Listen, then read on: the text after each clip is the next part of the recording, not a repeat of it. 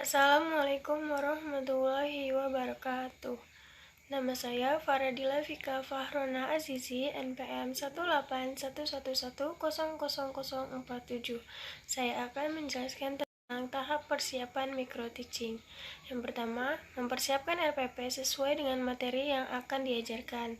RPP yang baik disusun dengan menggunakan bahasa yang sesuai PUEBI, komunikatif, sistematif, dan juga rapi. RPP merupakan salah satu aspek yang dinilai pada saat pembelajaran micro-teaching. Yang kedua, menentukan alat bantu dan media pembelajaran. Alat bantu dan media pembelajaran yang bisa digunakan diantaranya video, animasi, PPT, dan spidol warna-warni juga sangat membantu ketika mengajar di kelas. Yang ketiga, merancang presentasi.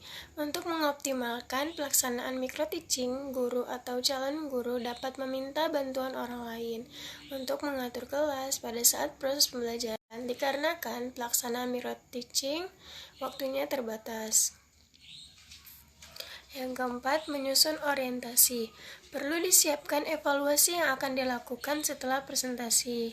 Untuk kebutuhan evaluasi, micro-teaching ini perlu disiapkan instrumen-instrumen di observasi dan penilaian. Nama saya Fitri Amelia, NPM 18111100408. Di sini saya akan membahas tentang fase implementasi dalam micro-teaching. Yang pertama, komunikasikan resepsi dan tujuan pembelajaran. Sebelum mulai kegiatan pengajaran kelas mikro, sebaiknya biarkan pendidik lain mempersiapkan kondisi untuk pembelajaran di kelas. Pastikan kelasnya rapi, siswa memakai seragam rapi, dan sebagainya.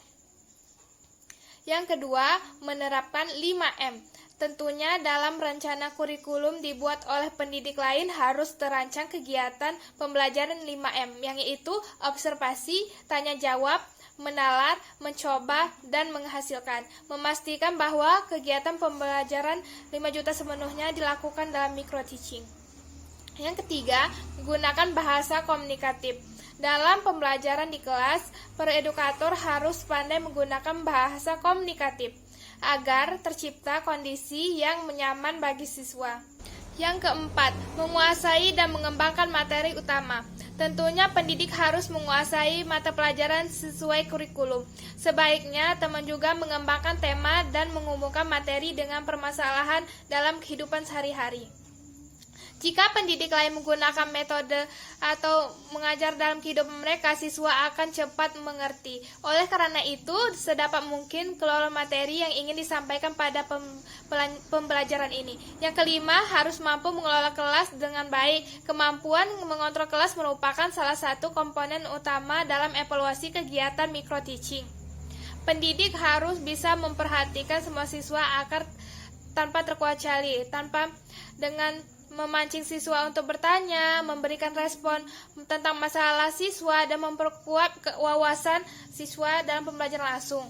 Siapkan reward stiker atau snack yang mampu menjawab soal yang dengan baik agar siswa termotivasi dalam belajar, karena usahanya dihargai guru.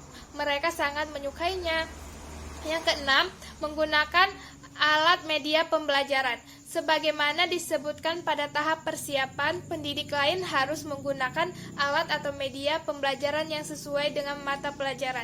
Media pembelajaran yang digunakan harus jelas, menarik, dan interaktif. Yang ketujuh, ikuti RPP. Sebaiknya pendidik sebaya menggunakan metode pembelajar yang berdasarkan indikator yang dirancang oleh teman dalam RPP. Metode pembelajaran ini harus dapat meningkatkan aktivitas dan interaksi siswa. Yang kedelapan, ajaklah siswa untuk meringkas materi. Kegiatan penutup dalam proses pembelajaran juga memiliki nilai penting dalam kegiatan micro-teaching. Pendidik harus bisa mengajak siswa untuk meringkas materi. Saya Heni Oktavia, MPM 1811100377. Di sini saya akan menjelaskan tentang asas-asas dari micro-teaching dan prinsip-prinsip dari micro-teaching. Di mana asas-asas micro-teaching itu meliputi kerjasama, sinergi, integritas ilmiah, inovasi, dan akuntabilitas. Nah, yang pertama itu kerjasama. Bekerja sama sesuai dengan sistem yang disepakati dan ada kolaborasi antara beberapa orang demi satu tujuan. Lalu ada sinergi. Sinergi itu saling mengisi, menutup kekurangan dan kelemahan, dan berjalan beriring untuk sebuah tujuan yang hendak dicapai sebersama. Lalu ada integritas ilmiah. Nah, ini mengeksplorasi ilmu pengetahuan akan membawa pada pemantapan, pengaruh, dan kedamaian mental. Lalu ada inovasi. Nah, pembaruan yang dibutuhkan bagi dinamisasi segala aspek termasuk dalam hal pembelajaran. Nah, lalu ada akuntabilitas. Akuntabilitas akan melahirkan profesionalitas. Orang yang akuntabel akan mempertaruhkan hidupnya demi tanggung jawab yang dipikulnya. Lalu ada prinsip-prinsip dari micro-teaching. Nah, prinsip-prinsip dari micro-teaching itu ada fokus pada penampilan, ada spesifik, konkret, dan realitas, berbasis minat praktikan, lalu ada umpan balik, seimbang, objektif, dan tuntas, lalu ada serta berkelanjutan. Terima kasih. Wassalamualaikum warahmatullahi wabarakatuh.